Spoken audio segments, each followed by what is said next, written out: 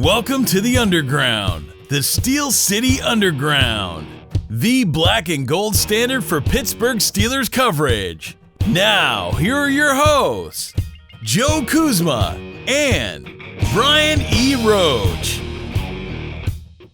Hello, everyone, and welcome to another edition of the Steel City Underground podcast. My name is Joe Kuzma, and as joined by always, my brother from another mother, almost always, that's right, but you know, it's a late night, we're hyped, we're still up here on the East Coast after his Steelers 24-17 victory, probably improbable. I don't even know you could put those two words together, but I just did. 24-17 victory for the Steelers. Mr. Brian E. Roach joining me. How you doing, Brian? I'm doing just dandy. I feel fine. Any other song title things I can come up with are strange ancient words that no one uses anymore. All to say I'm a happy man. You're feeling swell? I feel swell. I feel nifty, keen, neato. I was just talking about you being the old man yelling at the clouds or whatever, but there's not a whole lot of reason to yell. But I was going to do a little duck call like rant, rant, rant, rant. But you know what? You seem to do a pretty good one here. You get a pretty good impression here.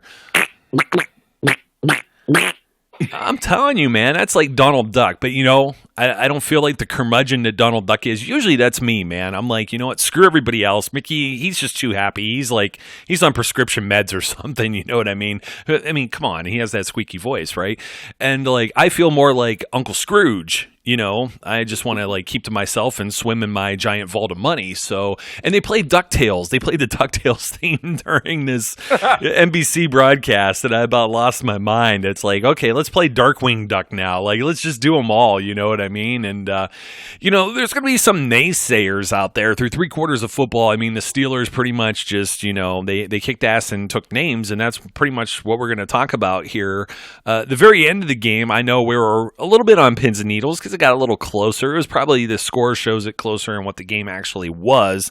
And guys were dropping like flies. So it's a good time to hit the bye week because you were already without how many guys on defense? We had Steven Nelson out, Mark Barron, lose Joe Hayden during the game. So at some point you have Cam Sutton and Artie Burns both as your corners, and you're still getting the job done, and I got to feel pretty good about that. And then after the game, Phillip Rivers has to, well, I shouldn't say after the game, but at the conclusion where Cam Sutton, I'm going to say he's a grown-ass man this week, Brian. He just keeps improving. He keeps impressing the hell out of me.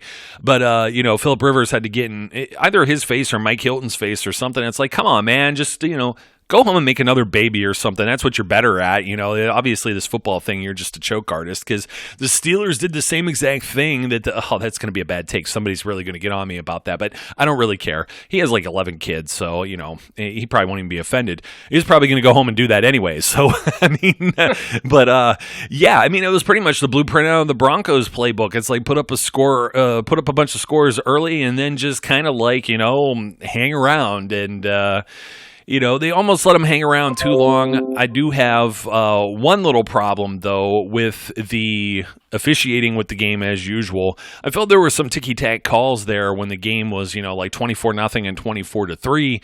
And, this is going to sound like they're crying over spilled milk because the Steelers won, but you don't want these phantom hands to the face that didn't even look like it was there.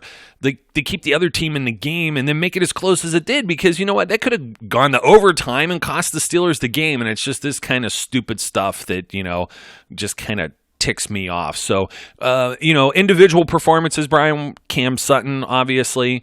Who else do we have here? I'm going to pull out one that's probably not obvious, and I'll let you throw one out here too. But I'm going to say Jordan Berry for just the couple of times that he ended up punting. Wow. A heck of a game by him. What was it, 59 yards on the one? He had the other one that was down at the 1 yard line. And then there was the one that if you blinked, you kind of missed. I'm telling you, that's so close for comfort for Justin Lane there. Catch interference or whatever. The guy kind of caught it in the breadbasket and let it go through his arms and then gets hit. You blink, and I get it. If that's called against the Steelers, I'm gonna complain about it. I'm gonna whine and moan about it probably for a month or 2 months, or depending on how bad it is, maybe until next season. But I get it. But again, Jordan Berry makes that type of play. Eyelash of it being the Steelers' ball. He makes that play possible. So I got to say, man, the special teams got it going too. Who do you see out there as your grown-ass men tonight? Well, I just can't give a punter a grown-ass man award. I can't do Why? it. Why? I just can't do it. And I love Jordan Berry much more so than most of Steelers Nation because I like the fact that he does what he did tonight often, which is pin the other team inside the 20. But I just can't do it because it's a punter. But they're punters are people too. I mean, no, they're punters. 59 yards, 45 yards, 46 yards. Well, I'll go this far. Grown-ass punter. Grown-ass punter. 45 to the 9 on a fair catch. 46 to the 14. The first one was the 59. I'm trying to pull that one up here. Let me see here. 59. Okay, so that was to the 21, but that was from line of scrimmage was the Steelers' 20. Yeah. So, he's punting from about the 10-ish right there. 10-ish is almost a word. And then, of course, the one at the end, 46 yards from the Steelers' 40 down to the Chargers' 14 and 30. Or that was one I already said. I'm sorry. And then 35 to the 1. So it went from the 36. And everybody's like, hey, you know what? Tomlin should go for it here and seal the deal. But what if they don't get it? He's thinking field position battle, a team with no timeouts. Fumbles, he's got a lot of ghosts that can haunt him, and I think that's the reason why he punted it there. Yeah. Oh, I agree. Now, let's say my grown-ass man, obviously Devin Bush gets the grown-ass man from me for the game that he had, even though, he had a couple of less than stellar series in the second half, but he played out of his mind. I'm 100% with you with Cam Sutton. Definitely a grown-ass man. James Conner had a really nice game. Only 41 yards on the ground, but 78 more yards through the air, along with touchdowns, 2 touchdowns. So he gets a grown-ass man award. I'm going to give the offensive line period grown-ass man award for how they dominated the first half of that game. They imposed their will. They did what we want offensive lines to do. I kind of half retract half of Marquise Pouncey's award because he was having some issues with snapping to Devlin, and throwing those snaps up high, and then the one that squirted through his legs. But overall, a solid performance from all of those guys. Now, as to the kick, I would have gone for it, but I'm aggressive. And and I don't live in my fears, but that doesn't actually mean that it was fearful to do it. It's not a bad decision to punt it, especially when you get that result. Now, if that ball goes into the end zone because there's nobody there to catch it or to hit it, or Barry overkicks it, I think we rethink whether that was the right choice.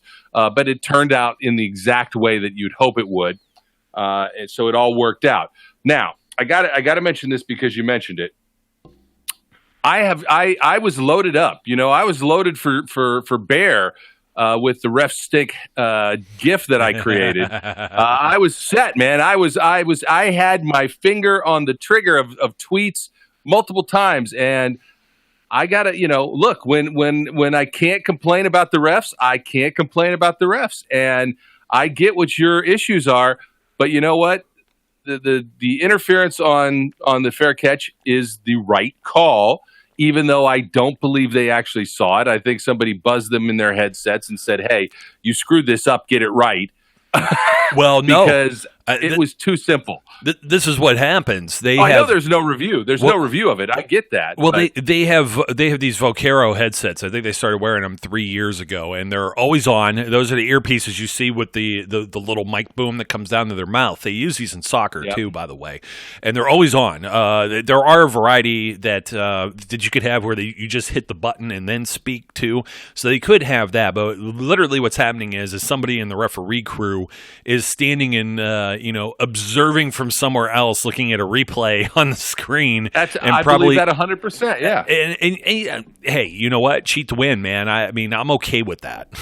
But look, I don't think they saw it on the field, which is why they let it stand the way it was. And then when they conferenced, I think they got information and then they changed it. That's what I think. But nonetheless, I can't argue with them for getting the call correct.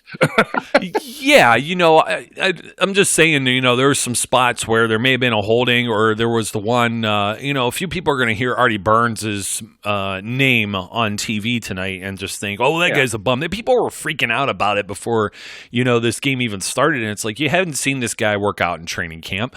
You hadn't seen, we all said it was like a confidence thing or whatever, he was put in timeout and he got to, kind of recoup, and everybody's going to be like, well, Hunter Henry caught that ball. Well, here's the big thing, and here's the shout out to Noah Freeman, one of our guys over at SCU, because I had to make sure I didn't forget about this, because this irked me as soon as I heard it on TV. Well, they don't paint the lines as dark because they're using it still for soccer, and it's like, okay, I get it. It's one of the MLS teams' stadiums, okay? It's like 20 minutes from downtown LA. That's what annoys me even more. Here, let's show some photos of downtown LA, and the stadium's like nowhere near. It's like 16, 18 miles away.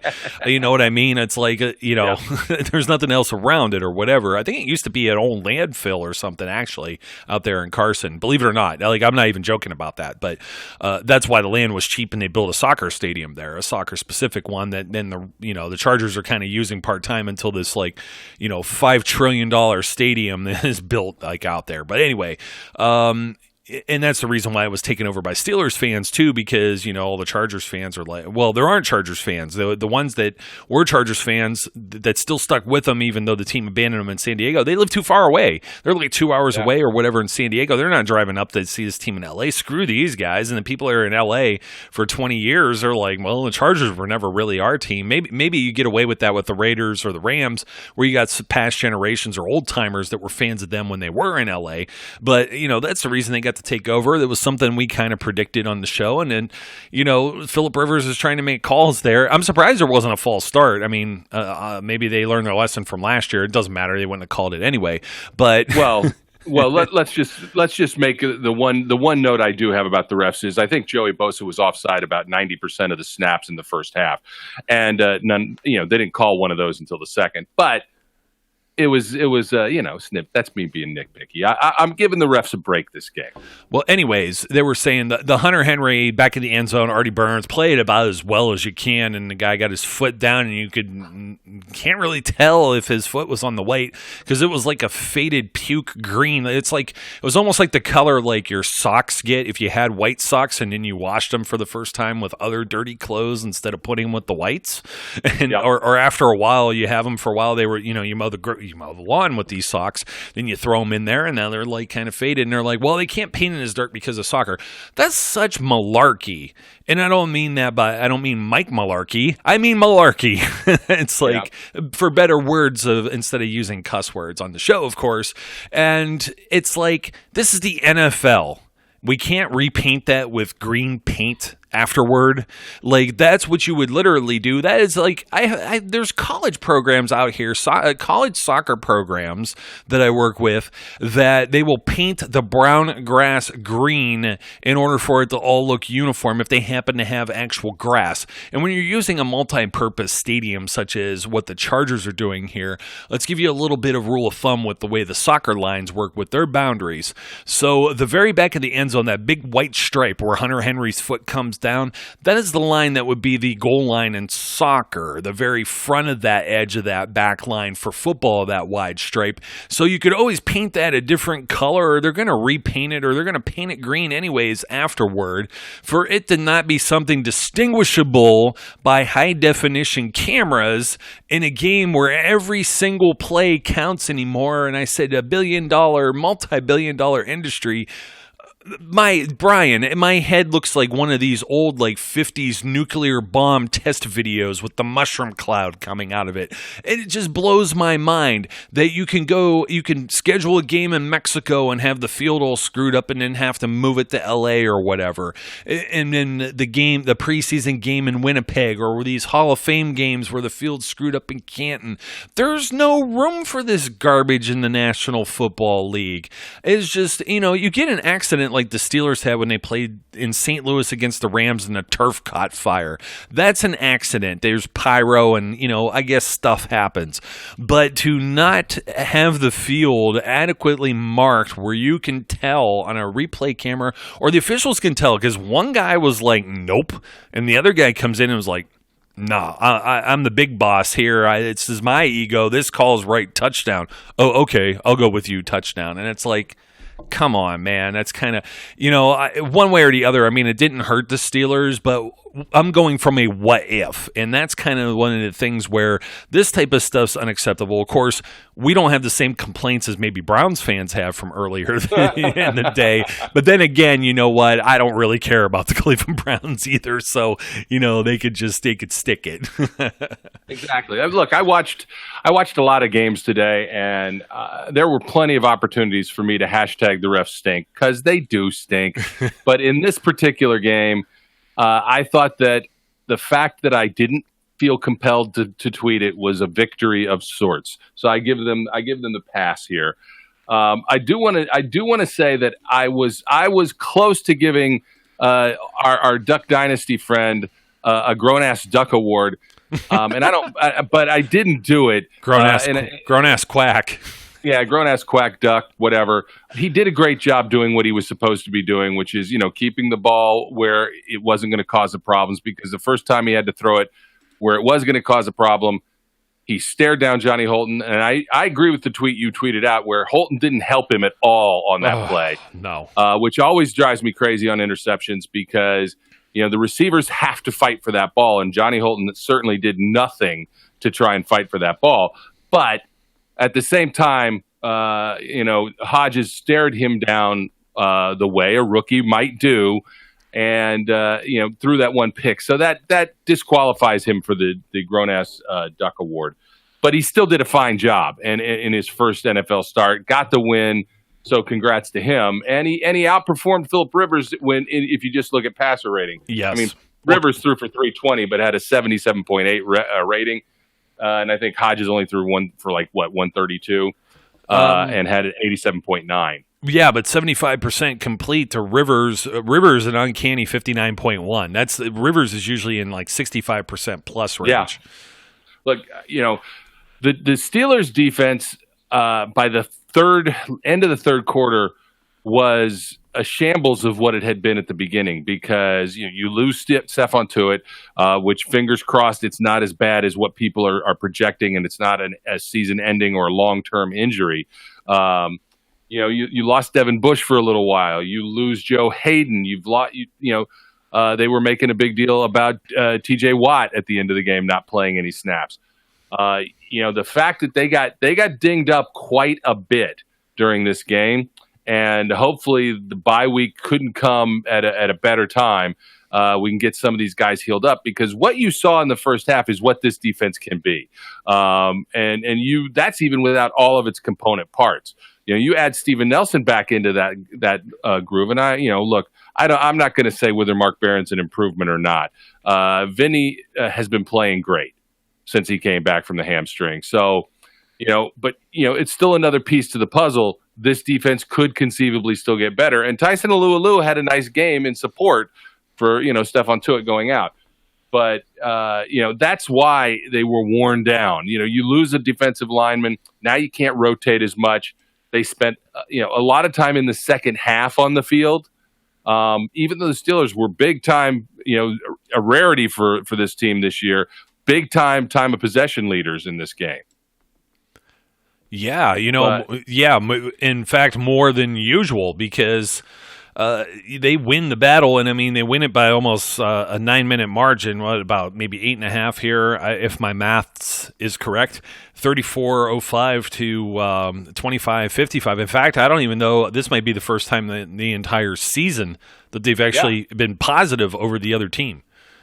Yeah, I think so, because even the other game they won, the Bengals game, they ended up being behind the line on time of possession. The Bengals actually had the ball further or longer.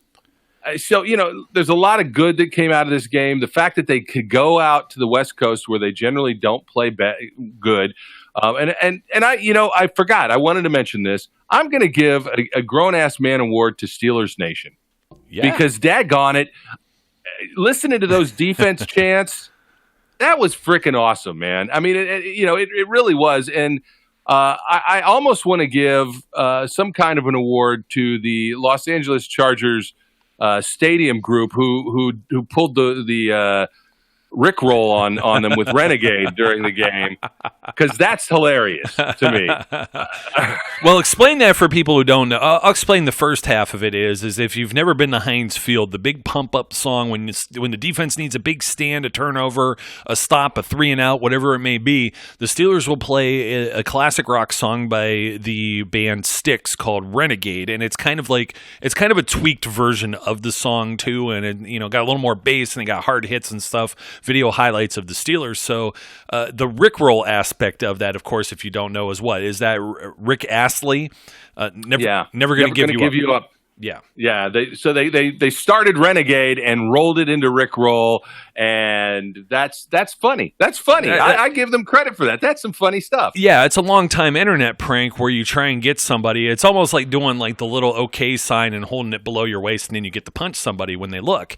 It's kind of like the same kind of prank, and that's what Rickroll means. Rick Astley, they're never going to give you up. You get somebody to do it. I don't even know where that started. You guys could Google it, So, and by the way, I looked up the Bengals note there. The Bengals still had about 30-40 seconds longer time of possession overall in the game than the Steelers did, even in that victory. So this was nice. I mean, the defense, they set the tone early.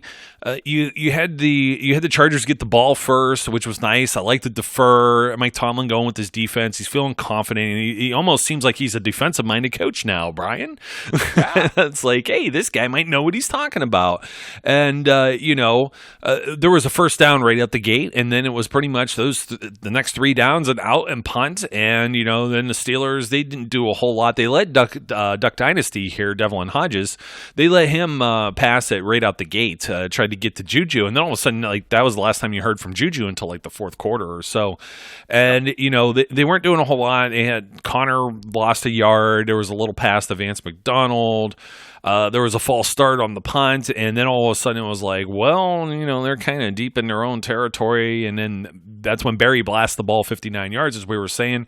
Phillip Rivers, then 2 plays later, he's doing the Phillip Rivers Classic, where mid-season, it's like the first 3-4 weeks, the guy looks like an all-pro, can't be beat, surefire first ballot Hall of Famer, and then all of a sudden he turns into a pumpkin in October, and I'm really I hate making fun of the guy because I don't know. You think Phillip Rivers is a Hall of Famer? I mean, he's done a lot, but his teams haven't done anything postseason or otherwise. I really don't know with that. I think Phillip Rivers is probably a Hall of Famer, just because it's not all on him. You gotta also remember the incredibly horrible offensive lines he's had to play with. San Diego's done nothing to protect Phillip Rivers. Well, San Diego didn't either.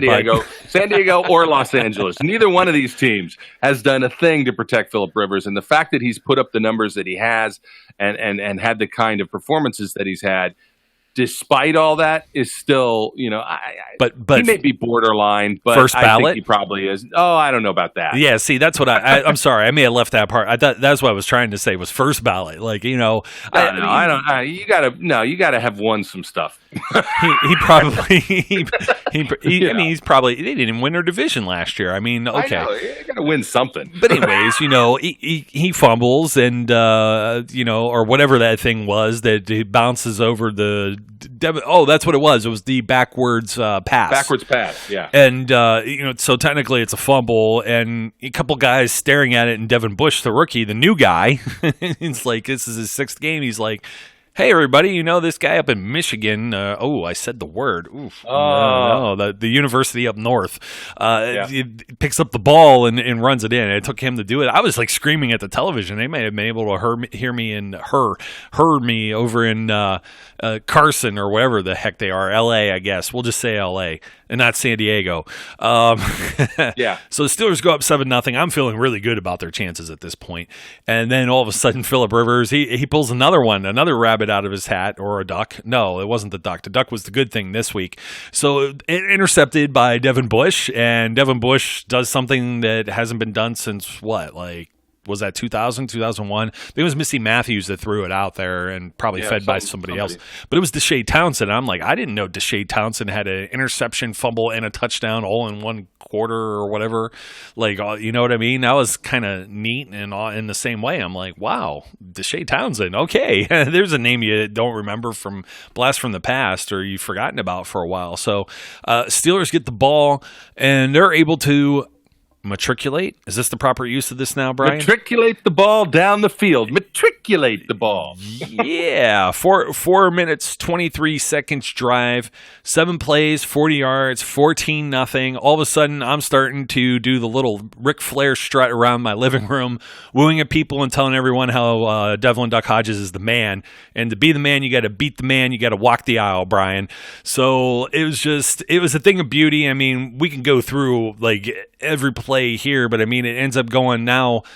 Steelers get the ball in the second quarter, and then there's a second quarter drive, 14 plays, 86 yards, 9-minute and 9-second drive. Just an awesome drive. Oh my goodness! I mean, they could do no wrong, and it was just amazing. Duck gets his. I just can't stop calling him Duck. I love it. It's such a great nickname, as opposed to when Mr. Big Checks posted the Duck image on his Instagram or something 2 years ago. Everybody's like, what the heck are you doing? You know what I mean? This guy has a legitimate claim to the duck thing. So 26-yard touchdown pass, Devlin Hodges, 21-0 at this point. You're like, okay, this is a route. Maybe not a route, but a route. And then, of course, there's more of the L.A. goodness as their backup kicker, their fill-in kicker for Badgley, McLaughlin, misses a 43-yard field goal with a doink. Yoy. Yep. And you go in the half with the Steelers leading 21-0, and then they get the ball to start the third quarter and then continue with a 6-minute, 48-second drive of 13 plays, 73 yards. Just those two series right there were really the nail in the coffin because they kept the ball away from the Chargers and there was nothing they could do about it. Absolutely, because, I mean, from that point on, the drives went, 3, and 26 seconds, 41 seconds. I mean, the last two I kind of you throw out. But, you talk about some very brief 5, 6, 4-play drives after the nice long 13-play drive to start it. And, 24-0 essentially is a tough road for anyone to overcome. The Chargers gave it their best effort. And, look, they tried the onside kick. Cam Sutton comes up and grown-ass man's the onside kick to keep that in after doing some really nice pass breakups. But if you want to nitpick, look, they still had problems with tight ends. But, again, this is in the second half. I mean, Hunter Henry was catching balls even in the first half. He just wasn't catching them consistently. But he beat them up in the second half. And I feel very annoyed by this because I was really hoping he wasn't going to play. Well, that's the same thing I thought.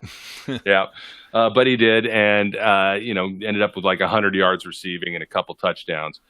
But when you look at it, the first half, LA's drives went like this: 4 plays, 2 plays, 4 plays, 5 plays, and the end result was punt, fumble, interception, punt. So that's their first 4 drives. And then they had a long drive, 6 minutes, where they managed to get 12 plays, 73 yards, and then the doink, missed the field goal. On the flip side of that is the second half, after that one punt, then we got field goal, touchdown, and then the final interception. But at that point, look, the defense, I don't want to say they're gassed because they were on the field too long, because that's not the case. They were gassed because they could not rotate well enough anymore. They started to lose depth. You can't move, Tyson Alualu out to spell both Cam Hayward and Stephon Tuitt when he's playing, because one of those guys is out. So, they got a little tired because I think they had to play more than the Steelers would have wanted them to, in the sense of their rotation just wasn't enough to keep them fresh. But be that as it may, they managed to pull it out in that last series when they had them backed up to the 2. That there was just intense pressure on Rivers the whole time. I'm waiting for a holding call in the end zone to end the game right there. But I'm quite content with Cam Sutton ending it with an interception. Oh, I know. And you know what? Mike Hilton nearly had like that center field grab, too. That was crazy. Like bounces like right out of his arms. And Anthony Chickalo almost comes up with one, too, man. I mean, like, it's just, that was kind of crazy. It was a really poor game by Phillip Rivers. What else can you say? And his supporting cast, we kind of had an inkling that, Melvin Gordon wasn't going to do much of anything. He went 8 for 18 yards. 2.3 average. I mean, just miserable. And part of that was a 7-yard run. So you take that out of there. The other 7 runs were for 11 yards. Yikes. And let's take Austin Eckler here, too, who had been dynamic while Gordon was sitting out. 5 for 14. He had an 11-yard long. You take that out. He went 4 for 3. They didn't do anything. So you take two runs out of 18 yards. And, they had 32 total, so you take that out of there. 14 yards on 12 carries for the rest of their run game. They couldn't do anything. That front, their offensive line was just getting brutalized. And we had a feeling that was pretty much the way it was going to go. Really only 1 sack on Phillip Rivers, so, we kind of, I don't know, we didn't really think it was going to be maybe a sack party. I don't recall if we said that or not. We thought they'd be able to get pressure, but he gets rid of the ball so quickly. And as they say, he's a wily, savvy vet. So it's harder to get him on the ground. But look, the offensive line did everything they could. They say you can call holding on every play. You could have called holding on nearly every play in this game when the Chargers were on offense. It was, it took the really egregious holds to get the calls to come out. But Cam Hayward had his arm held one time when he was about to take, Phillip Rivers down, and they didn't call that. There were several others, but, the pressure was there because the offensive line simply couldn't hold up. And what they really couldn't do was run block. There were no holes for these guys to run in. So kudos to the defense and to the defensive line and managing to pull the game out. It's really, what more could we ask for going into a bye week? They're 2-4 now. They got a game against the Dolphins, who have found ways to lose every possible game that they can. That was a mess. Including that one, a little Fitzmagic, and then they go for 2, and who was it? Kenyon Drake. They had a little screenplay, and he just drops it. Otherwise, he walks awful. In. Oh, I know. So, look, you got the Dolphins in Pittsburgh, and then who do we have after that? Colts, and a Rams team that has just dropped like all of their games all of a sudden and look like hot garbage. Jared Goff especially. Look, the Indy game is likely to be tough. They have a solid defense. The offense is better than expected.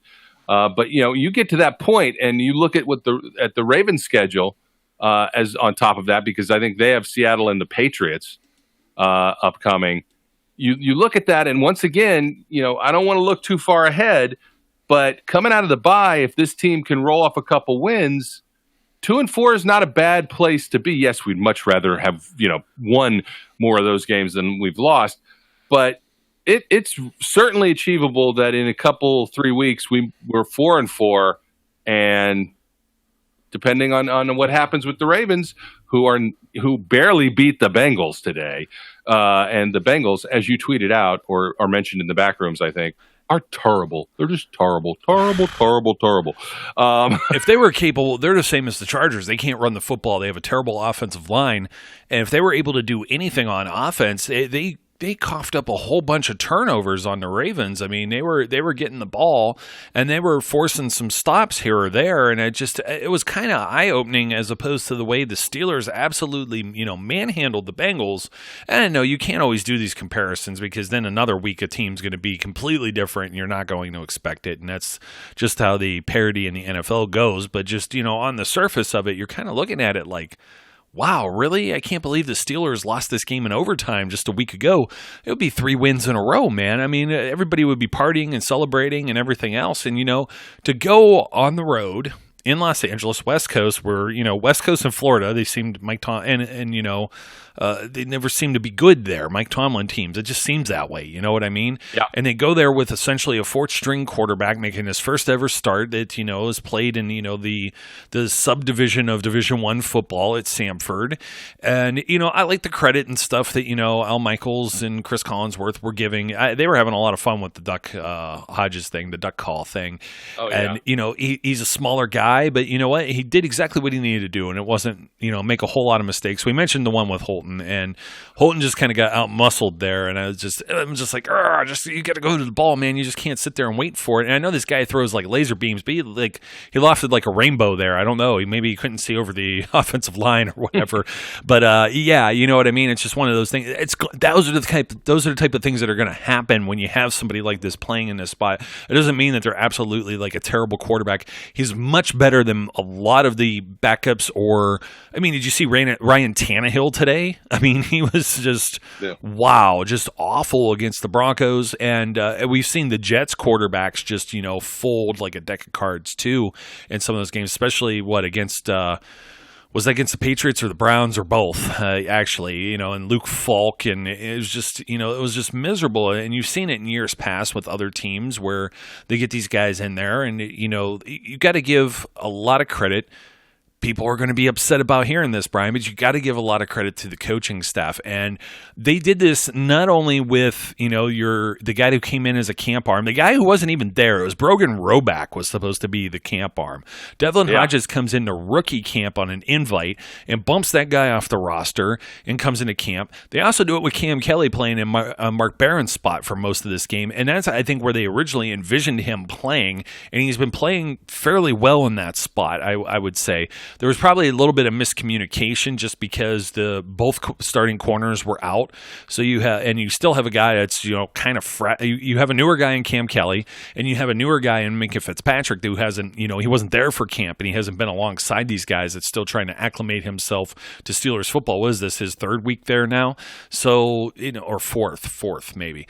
But it's just one of those things where you're just kind of like, okay, I'll accept it. But then you're also doing it with like your 3rd-string running back with Benny Snell running 17 times for 75 yards. Yeah. And, aside from Connor getting a lot of these, I wouldn't say necessarily dump-off passes. They were by design as well. He caught all 7 of his targets, 78 yards, including the touchdown. But really nothing else went to anybody. I mean, you had a Dante Moncrief sighting. You had Deontay Johnson catch 2 balls. You had Juju catch 1. Moncrief got 1. McDonald and Nick Vannett caught 1 apiece. And Switzer got 1. There's nobody standing out there as far as the wide receivers, and that's because, they didn't have to force it because the defense put them in a good spot. So yeah. I think let's close that thought. Hats off to the coaching staff. It's just most teams don't do that, losing like one guy at any particular position out there. I know it's a team sport, but the Steelers were able to do it with essentially a 4th-string quarterback and a 3rd-string running back, and a bunch of backup guys on the defense as well. Yeah, you can't. I mean, clearly they were ready to play, which has been a complaint many times. They came out, they performed, they did what they had to do. It was a fun game to watch. Yes, it got a little nervous at the end, but nonetheless, it's encouraging that the season, it gives us hope that there's still football to play, and that every weekend is not going to be a miserable one. Enough said right there. And I'm not even going to say miserable. We're already talking about, hey, these guys aren't out of it. You know what I mean? This is Absolutely. This is definitely something where, I was really worried about going there. Phillip Rivers is on his A game, throws for 4 touchdowns. You don't have Steven Nelson in there. Everybody's going to cry and whine about Artie Burns.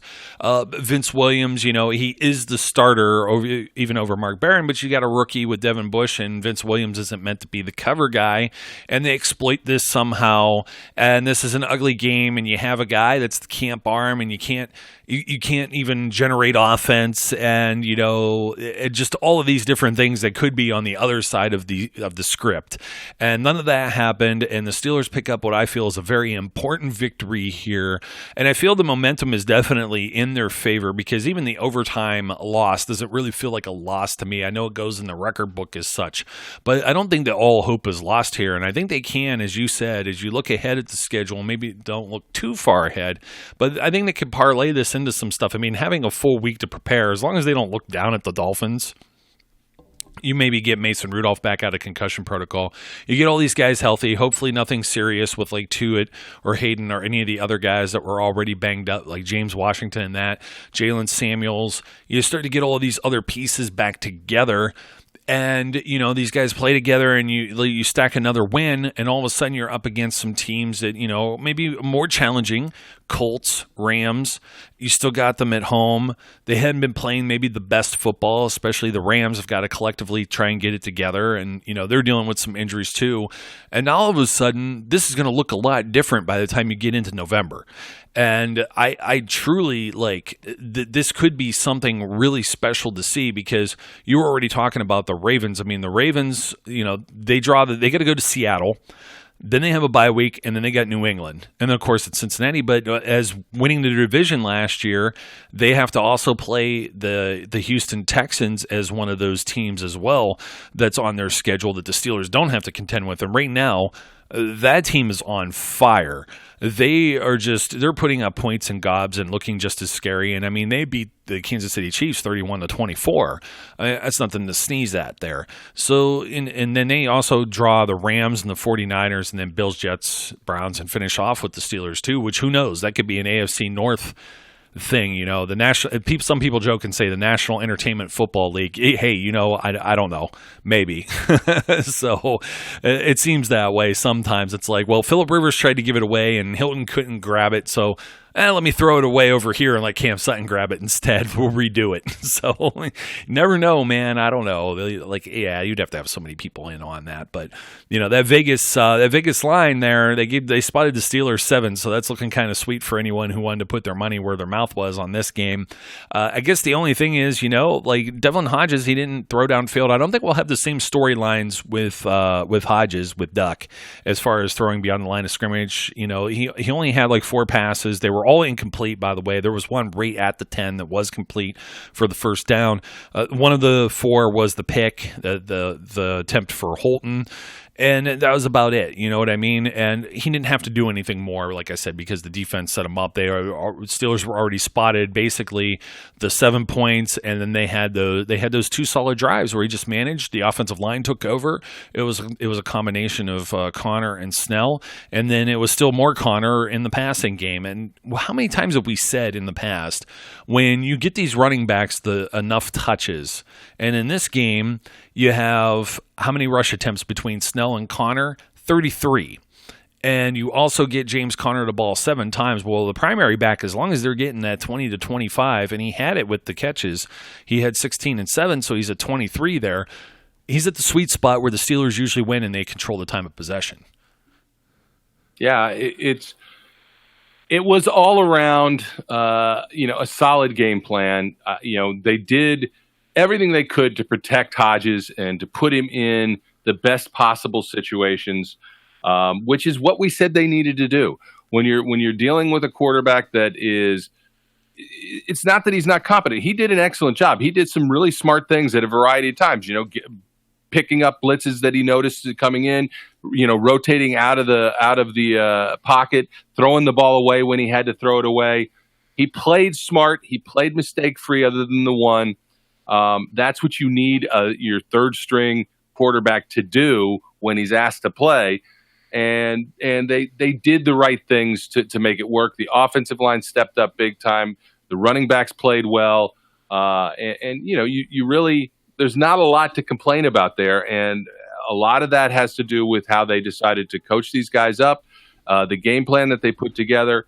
You can, like I said, I think you can kind of accept the potential drop off in the second half because of the amount of guys that were going down, and who those guys happen to be, especially on the defensive side. So I'm just glad we got out of there with the win.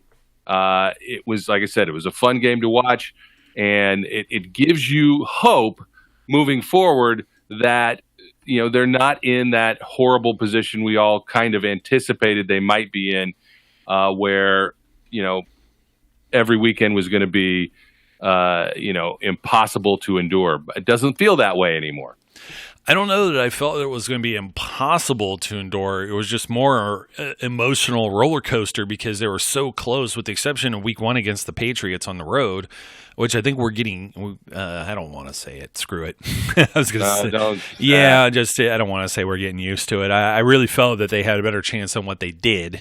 And when that type of stuff happens, you're like, oh, here we go again. And then a close game with the Seahawks and what we feel is a call that went one way or the other, or losing a fumble here or there. And there's some, games are very close they felt they should have been in. I'm sure these guys in the locker room totally feel that way. And any fans who feel, although somebody, I got to share something, if I can remember exactly what it was, that I saw like on Facebook or Twitter earlier in the day. Somebody was talking about something about like, oh, lose all your games, but then like beat the Jets in week 6, and all of a sudden you're talking smack about being in the Super Bowl.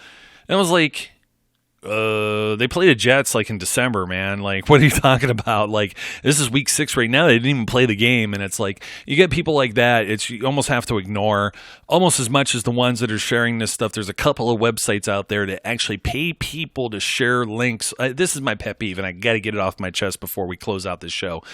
This Mike Tomlin thing was like a rumor of a rumor of a rumor that someone published somewhere on a clickbait website, and all of a sudden a few other people picked it up because they see and they want to generate traffic, and you generate traffic, you get people to actually go to your website. Even if they don't, if they talk about it on social media, it helps grow the audience for like that Facebook post or that Twitter tweet or whatever, right? And then maybe more people end up going to your site. They see ads on your site and you make more money. But it's not necessarily the most, what do you want to say, the highest integrity thing to do. And it's just BS. It's pure horse manure. And I absolutely cannot stand to read this. And the bad thing is that a couple of these sites I know, and they don't pay people a whole lot. We're talking like a penny per view, if you could even attribute it as coming from you. I'll be in one of these Steelers groups and have like 3-4 people share the same exact article from, I'll say article with air quotes, from the same exact site, and it's almost always all this same crap. So just, keep your heads up, Steelers Nation. This is the type of stuff that this is the type of stuff that we expected to see. Brian says about keeping your head up because you're thinking, as soon as Ben Roethlisberger's out, most teams are like, okay, well, that's it. Pack the bags, shut off if you're the last one out, shut off the lights and make sure the door is locked. You know what I mean? And the Steelers aren't in that position, and particularly because they're in a bad division this year that is not living up to their standards at all. And so that keeps them competitively in the mix. They don't have a team ahead of them that's like, 5-0 or 4-1 or anything like that either, that they really have to, chase after, or 5-1. We have bye weeks, so some teams are lopsided in that, they're not even out in those records. But you get what I'm saying. They're not like 3-4 games behind anybody. We're talking about the Ravens, who can drop a game easily here or there, and the Steelers can catch them, and they still have to play them for the final game of the season. So those are the things, aside from my pet peeve, the reason why, as Mike Tomlin would say, Motel 6 will keep the light on for you. We'll keep the light on for the team. So Brian, we're getting a little out of breath here and about ready to fall asleep. So we're going to wrap it up. Thanks for joining me once again today. Always a pleasure, especially in a celebratory mode as we are now. Absolutely. And folks, don't forget to like, comment, subscribe wherever you are, or leave a review. Until next time, my name's Joe. His name's Brian. We encourage all of our listeners, as usual, to be safe, be good, and we'll catch you later.